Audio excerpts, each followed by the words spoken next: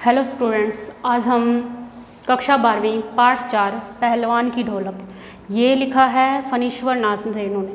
बेटा फणीश्वर नाथ रेणु है वह, जिन्होंने आंचलिक कथात्मक है ये, और इन्होंने आंचलिक कहानी लिखी है। बेटा ये जो पहलवान का ढोलक है ये हमारी आंचलिक कहानी है।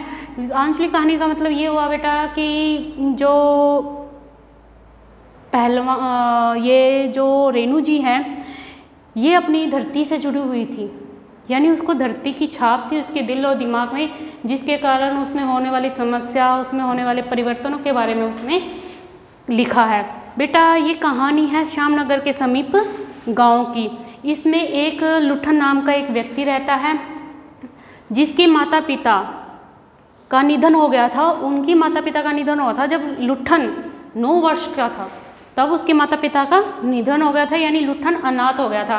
लेकिन पहले बचपन में ही शादी कर दी जाती थी। तो जो बचपन में उसकी शादी हो गई थी तो उसकी जो सास थी, विधवा सास, उसने ही उसका लालन पालन किया, और अपनी सास के द्वारा लालन पालन किए जाने पर जो लुठन था वो एक ताकतवर तंदुरुस्त पहलवान की भांति दिखता था। तो एक दिन उनके जो गांव है श्यामनगर, वहाँ पे एक मेला लगा था। बेटा मेले में बहुत सारे वो उसने अपनी सास से कहा कि मैं मेले में जाना चाहता हूँ, देखना चाहता हूँ, घूमना चाहता हूँ। तो उसकी सास ने उसे इजाज़त दे दी मेले में घूमने की। तब लुठन है वो मेले में गया। मेले में घूमते घूमते उसने दंगल देखा। दंगल में चांद सिंह नाम का एक व्यक्ति था, पहलवान था, वो दंगल लड़ रहा था, और जिसके कारण जो भी पहलवान उससे लड़ाई करता यानी दंगल करता वो उसको हरा देता, और जिसके कारण जो चांद सिंह है उसको शेर की उपाधि दी गई। और उसने फिर चुनौती देनी स्टार्ट कर दी। जब उसके पास कोई भी पहलवान नहीं हुआ दंगल करने के लिए तो उसने सभी को चुनौती देनी स्टार्ट कर दी। तो उसने जो लुठन था उसके मन में भी जोश आया, क्यों ना मैं इससे लड़ूं। तो उसने जाने की आज्ञा मांगी, लेकिन उसको किसी ने भी जाने की आज्ञा नहीं दी। उन्होंने कहा ये चांद सिंह है, इसने कितने ही पहलवानों को पछाड़ा है, और तू क्या है, तूने तो ना तो किसी से शिक्षा लिया, ना तूने दंगल सीखा कहीं, तो तू कैसे इसको हरा सकता है, तू अपनी मौत के मुँह में क्यों जा रहा है। तो वो महाराज के पास गया। महाराज ने भी मना कर दिया, कहता है नहीं मैं तुझे मौत के मुँह में नहीं जाने दूंगा, मैं अपने सर पाप नहीं लेना सकता। तो जो लुठन है वो जिद्दी था, उसने जिद की और जो श्यामनगर का महाराज थे उनके सामने कहा कि अगर आपने मुझे आज्ञा नहीं दी तो मैं यहीं पे मर जाऊंगा। तो जो श्यामनगर का महाराज थे वो चिंता में पड़ गया और उन्होंने उनको आज्ञा दे दी। जब लुठन है वो चांद सिंह से लड़ने गया बेटा, तब उनके बीच दंगल हुआ। दंगल होने के कारण वो उसके कोई शिक्षा नहीं ली, लेकिन उसके मन में ये था कि कहीं मैं इसको हार ना जाऊं या ये मेरे को हरा ना दे। ऐसे कोई भी उसको चिंता नहीं थी। उसने सिर्फ ये सोचा क्यों ना मैं एक प्रयास करूं। तो वो लुठन सिंह ने प्रयास किया, और प्रयास करने के बाद जब वो हारने लग जाता, यानी वो पछाड़ने लग जाता अपने आप को, ये सोचता कि अब ये मेरे ऊपर हावी हो रहा है, तो दूर से मेले से कहीं से एक ढोलक की आवाज़ आती है, और ढोलक की आवाज़ सुनते ही उसके मन में खुशी, एक जो गुरु उसको आज्ञा देता है, ऐसा लगता है कि वो ढोलक उसे कुछ आज्ञा दे रहा है कि इसको पछाड़ दे, इसको ऐसा मार, ये ज़मीन पे गिर जाएगा। तो ढोलक की आवाज़ सुनकर, यानी धिक धा धीन धा जो भी आवाज़ आती है ढोलक की, उसको सुनकर वो खुश हो जाता है और उसको अपने स्वर में ढाल कर उसे चांद सिंह पर वार करता है, जिसके कारण चांद सिंह है इस मेले में हार जाता है, और जो लुठन है बिना गुरु का है वो जीत जाता है। लेकिन लुठन मन ही मन ढोलक को अपना गुरु मान लेता है। वो सोचता है कि ये मेरा गुरु है जिसने मुझे जिताया है। इसकी ख्याति है वो दूर दूर तक फैल गई, कीर्ति उसकी दूर दूर तक फैल गई। जो महाराज थे श्यामनगर के, उन्होंने क्या कहा बेटा, उसको दरबार में रख दिया। दरबार में रख दिया तो अब उसकी आओ भक्त होने लगे, वो दरबार का पहलवान हो गया, और दरबार का पहलवान हुआ तो फिर उसकी सेवा सभी करने लग गए कि इसने पूरे राज्य को, अपने राज्य में कीर्ति फैला दी है कि हमारे जो राज्य है उसमें पहलवान है जो दंगल लड़ता है और जीतता है। तो जिस कारण लोग हैं वो भी उससे खुश रहने लगे, और जो सुख सुविधा थी दरबार की वो सारी उसको मिलने लगी। उसके खाने पीने, उसके पोशाक, सभी चीज़ों का ध्यान रखने लगे बेटा। फिर जो उसकी पत्नी थी लुट्ठन की उसने 2 बच्चों को जन्म दिया बेटा इसी दौरान, और बच्चों के जन्म देते ही उसका निधन हो गया। तो लुट्ठन ने पहले ही सोच लिया था कि मैं अपने बच्चों को एक पहलवान बनाऊंगा। तो उसने जब पहलवान बनाने लग रहा था, मतलब उसकी तैयारी उसने स्टार्टिंग से शुरू कर दी थी। उसके खान पान के लिए उसको दाव पेच वो अपने बच्चों को स्टार्टिंग से ही देने लग गया। लेकिन भाग्य को कुछ और ही मंजूर था बेटा, क्योंकि जो राजा था हमारा महाराज था श्यामनगर का, उनका निधन हो गया था। और फिर वहाँ के उसके जो बेटा था महाराज का, जिसका निधन हो गया था, उसका जो बेटा था वो विलायत में पढ़ रहा था, वो विलायत से वापस आ गया, उसे महाराज बनाया गया।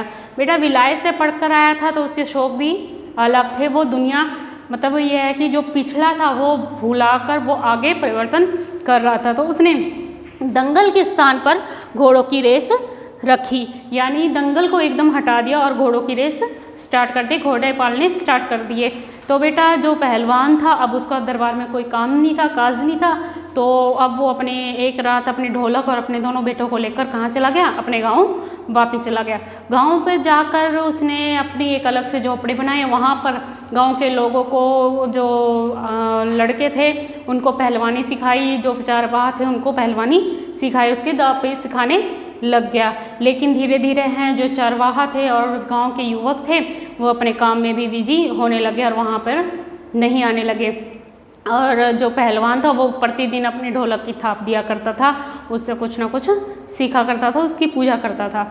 वो अपने दोनों लड़कों को मतलब पहलवानी सिखाता था। लेकिन एक दिन सर्दियों का टाइम था तो उनके गाँव में महामारी जैसी एक बीमारी आ गई, हैजा आ गया, जिसके कारण गांव का गांव पूरा तबाह होने लग गया। लोग मरने लगे, काफ़ी लोग मर गए थे। और लोगों के जो बचे हुए थे उनके मन में ये डर था कि कहीं हम भी ना मर जाए, पता नहीं आज रात कटेगी नहीं कटेगी, अगले दिन हम देखेंगे नहीं देखेंगे। उनके मन में ये डर था, जिसके कारण वो सुबह ही मतलब रात होने से पहले ही वो अपने घर में चले जाते थे अपने सगे संबंधियों के पास।